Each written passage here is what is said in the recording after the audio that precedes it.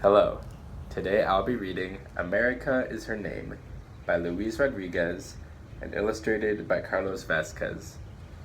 And in this book, there's a girl named America, and she was born in Mexico, and her family moved to the United States, and they actually moved to Chicago. And she has a hard time adjusting to life in the United States. People treat her disrespectfully, people are mean to her just because she's from Mexico. And to cope with everything going on, she starts to write. So let's read more to see what happens. And there are a few Spanish words in this book, so I apologize for my pronunciation, but I'll do my best.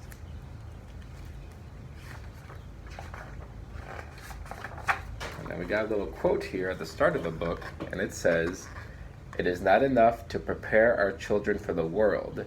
We must also prepare the world for our children." It's an interesting quote there. So here we go. America is her name.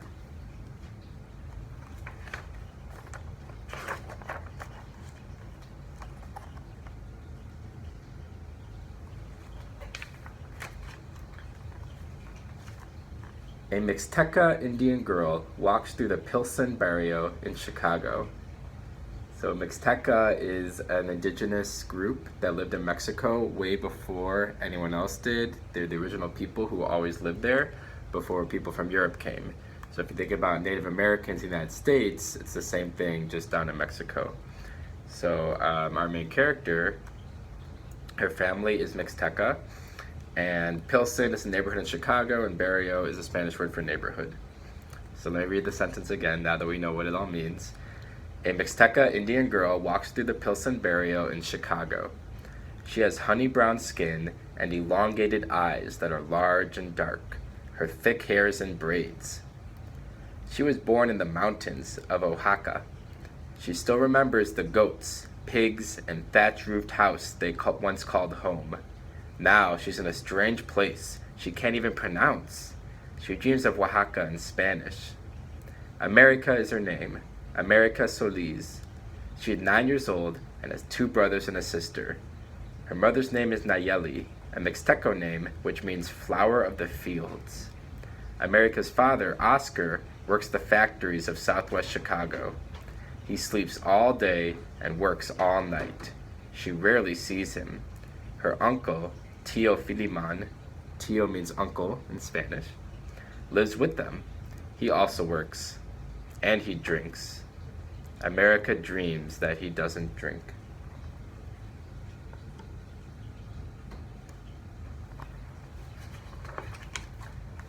On her way to school, America smiles at the man from Guerrero who sells helados, real fruit ice cream sticks.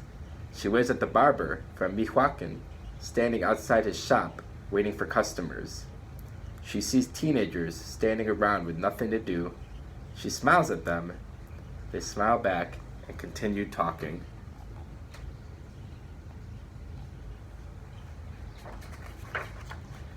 Rounding the next corner, she sees a boy walking down the street. Some guys call out to him. He spins around, pulls a gun out of his waistband, and shoots at the group. The others run, but America just stands there. Nobody is hit. She stares at the young man, who then turns toward her. His face is a scowl, his eyes cold and dark. He puts the gun back into his waistband and walks away.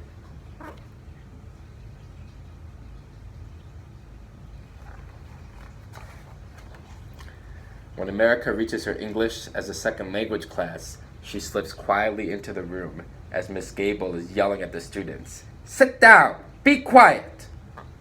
America sits at the back of the room and says nothing. America used to talk all the time. In her village, she greeted the animals in Spanish, mixed with a few Mixteco words. She sang to the morning. She recited the many poems taught her since she was a baby. She had a voice, strong, open, and free.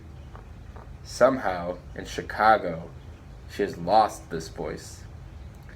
She thinks hard about her faraway home that is beginning to fade from her memory. Yesterday, as she passed Miss Gable and Miss Williams in the hallway, she heard Miss Gable whisper, "She's an illegal." How can that be? How can anyone be illegal? She is Mixteco, an ancient tribe that was here before the Spanish, before the blue-eyed, even before this government that now calls her illegal. How can a girl called America not belong in America?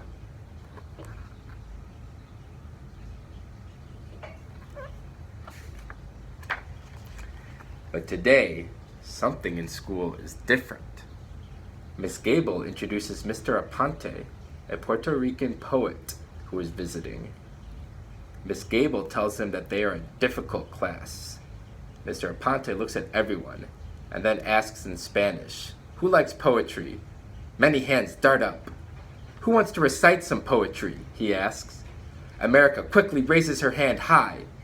Mr. Aponte asks her to stand and recite a poem. America closes her eyes and rocks with the rhythms of the Spanish words she recites. When she finishes, the class explodes in applause. Mr. Aponte is pleased. Miss Gable just frowns.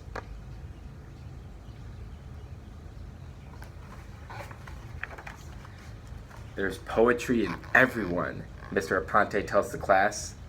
When you use words to share feelings with somebody else, you are a poet, and poets belong to the whole world. Never forget this. He tells them about the great Spanish language poets, such as Julia de Burgos, Pablo Neruda, Federico Garcia Lorca, and Sor Juana Inés de la Cruz. Then he asks the whole class to write about their lives, their memories, and their feelings. Some of the children can't write very well. Mr. Aponte says this is okay. Don't worry about spelling or grammar. That will come later. Write in Spanish or English, whichever feels comfortable. America starts writing. She has so much to write about. She thinks she won't be able to stop.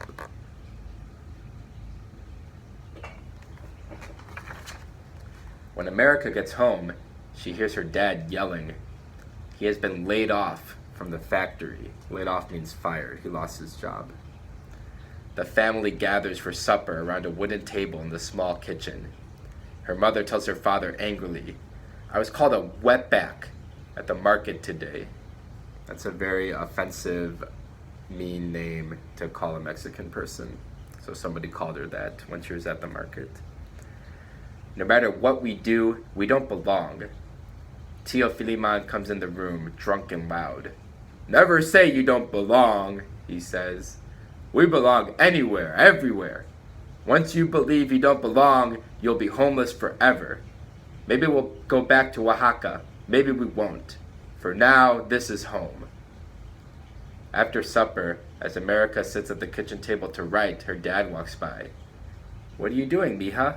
"My daughter," he asks. "I'm writing," she says. "Writing? Is this for school?" "No, Papi, it's for me. I'm writing a poem for me." "Don't waste your time. Where are you going to go with writing? Learn to clean houses, to take care of your brothers and sisters. Writing for yourself won't pay the bills."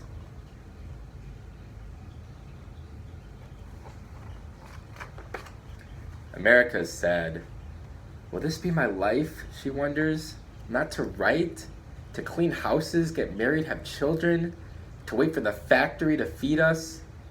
She sees in her mind all of the sullen faces that look out of third-floor windows when she walks to school, and the desperate men without jobs standing on street corners. They all seem trapped, like flowers in a vase, full of song and color, yet stuck in a gray world where they can't find a way out. Will this be me?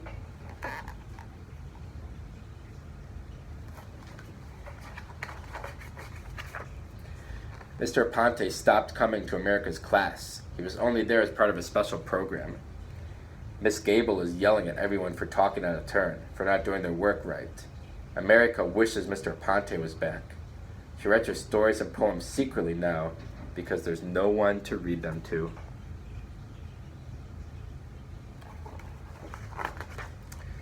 At home, everyone is worried. There are days when the family doesn't have enough money for food. Tio Filiman works, but mainly to help with the rent and buy beer. Her father paces the rooms and hallways, always angry. America is quiet and sad. Nayeli sits down at the table with America, and says, "Mija, my daughter, write something for me." America gives her a pencil and a piece of paper and says, "Mama, you write something too." Every day after school, Nayeli and America sit down at the table and write. Nayeli writes about long gone days in the rancho, about the tall grasses and burly oxen, about how her many cousins and other family used to visit. America smiles as her mother struggles with the words. They share their stories with each other. Soon, America's older brother is taking part, and even the little ones join in.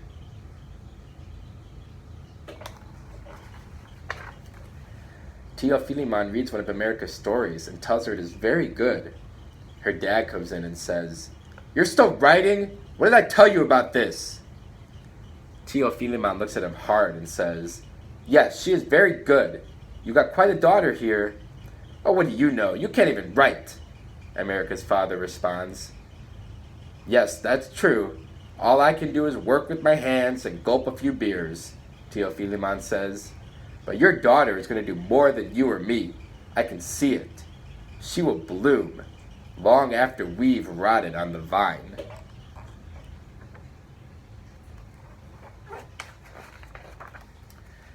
A few days later, America bursts into the kitchen. "Mama, Mama, tengo un cien," she says. "I got 100 on my writing assignment. Even Miss Gable liked it." Nayeli beams proudly. "I knew you could do it. You're a poet." Her dad looks up from the television and says, "Well, what do you know? Maybe I've got a poet for a daughter." He stands up. America thinks he's going to yell at her. Instead, he hugs her real tight. "Mija," he says, "don't worry. I'll find a job again. I'll work hard every day, every night if I have to. It's good you're writing poetry." America smiles.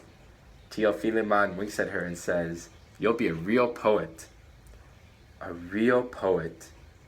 That sounds good to the Mixteca girl who some people say doesn't belong here. A poet, America knows, belongs everywhere.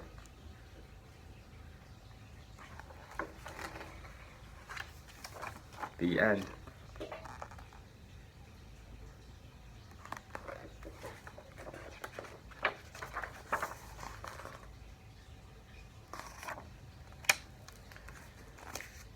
So I hope you enjoyed America is Her Name, a really inspiring story about a girl who didn't let anything stop her and used writing and poetry to help express herself. So I encourage you to try to take on writing, write about your thoughts, your feelings every day, who you are, what you're going through, write stories. It can be a really powerful way to learn about yourself and share about yourself with others.